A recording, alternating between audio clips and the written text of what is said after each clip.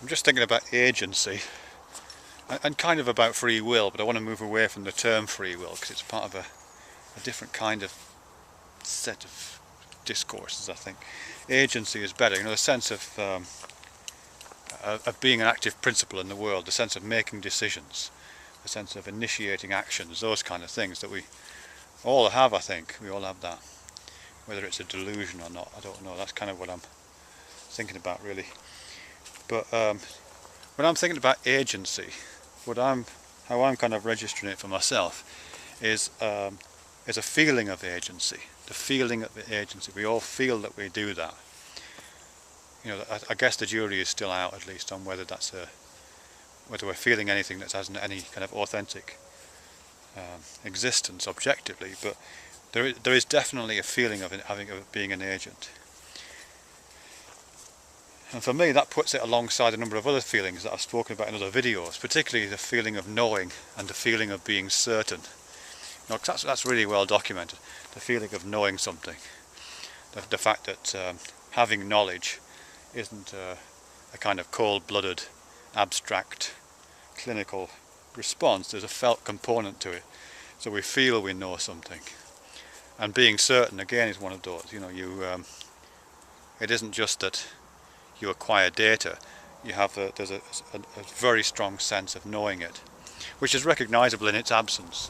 People who've got certain psychological syndromes, perhaps due to brain damage or something else, can lose that sense of certainty, and that leads to things like OCD, obsessive compulsive disorders. They know they've locked the door, they know they've turned the gas off, or in theory they remember themselves doing it, but it's not accompanied by that feeling of certainty, the feeling of knowing. And so they go and check, looking for that feeling, that reassuring feeling that you've actually done what you kind of remember yourself doing. And there's a number of other cognitive processes which are usually accompanied by this kind of felt component, and if it's absent, then everything gets a bit weird. So I'm just thinking, is agency one of those? We have a sense of agency. Can we think about it or can I think about it by considering what happens when it's not there, or the reverse, when it's there and it's not supposed to be? Because again, with something like certainty, the feeling of knowing, quite a lot of the time, and you don't have to be clinical for this one, quite a lot of the time we feel we know something and we have all that sense of absolute surety about things, and it turns out we're proved wrong. We're just wrong, So we have a feeling of certainty unaccompanied by the actual objective truth of the world, you know what I mean? So again, is there a correlate for that in the sense of agency, in the sense of being in control, of being an initiator, being a decision maker, being in the driving seat of one's own life? I think there are kind of correlates. I mean, certainly there is a sense in which people can get a sense of agency even when they're not actually agents at all. There's clinical conditions of that. I've certainly read about people who have got clinical psychological illnesses in which they have this very strong sense of being in control of things that they clearly don't. I've read about people who spend their whole day by the window, firmly in the belief that they are controlling the traffic. They feel the cars moving under the power of their will. They feel the sun come up under the power of their will, and so on. With as much surety about that as we have about, choosing whether to buy a green shirt or a blue one, or choosing to eat Chinese or Mexican. This way, guy, come on. So yeah, it's certainly possible to have and children have that as well. Children very often have a sense of agency about things that they are not really in control of. I remember when I was a kid, I firmly believed that street lights came on when I walked underneath them. I guess it must have happened once or twice by coincidence, and it just gave me a sense of controlling it, you know what I mean? That association between my being there and the thing happening was enough to give me a sense of agency. I just couldn't believe it. And I think you also even see that in kind of superstitions. I mean, I don't know if everybody else does this, but if I'm beside a zebra crossing, one of the ones that got a button on it, a pelican crossing, I don't just push the button once, watch the little light come on, and then stand there. I push it like this, and if I'm there a long time, I'll push it a bit more, as if my agency can overwhelm the completely mechanical, electromechanical system that's, it's not going to change a damn thing, but there's some kind of hangover of agency attached to it, to my thinking about it.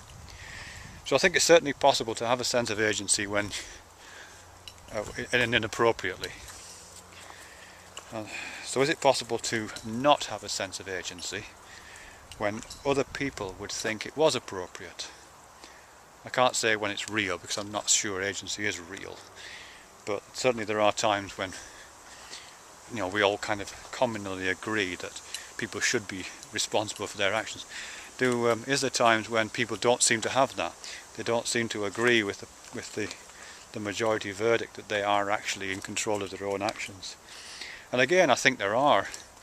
I think anybody who's ever said it wasn't my fault, I didn't do it, and meant it, not just an excuse, but meant it, has kind of felt that sense, you know what I mean?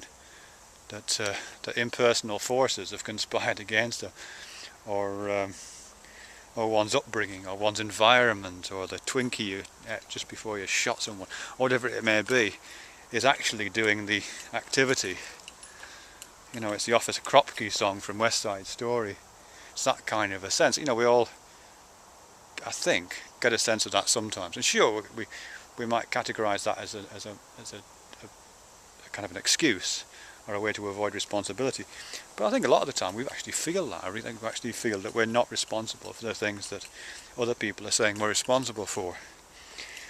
And I know, just kind of related to that, there's quite a bit of evidence that people who, in corporations, and people like stockbrokers, I read, and investment advisors, those kind of things, if their advice is good, or if their company is performing well, then they always take credit for it. And if it's performing badly, or if the stocks fall, or if their advice is bad, or if the company tanks, then these people deny responsibility for it and say, oh, it's part of the credit crunch, or it's this, that and the other. Now, of course, in a way that's just excuse making, but I think in many cases they actually firmly believe that. I think they see things going the way they want to go, and feel a very strong sense of agency that I did that. And then at other times, perhaps when it's going not so well, not in the way that they're desiring, then they get this sense of, oh, this has nothing to do with me. This is just impersonal forces. Yeah. So I don't know where we're going with that, really. But I know this agency is a feeling. Whether it's authentic, whether it really refers to an actual effect in the world or not, I don't know.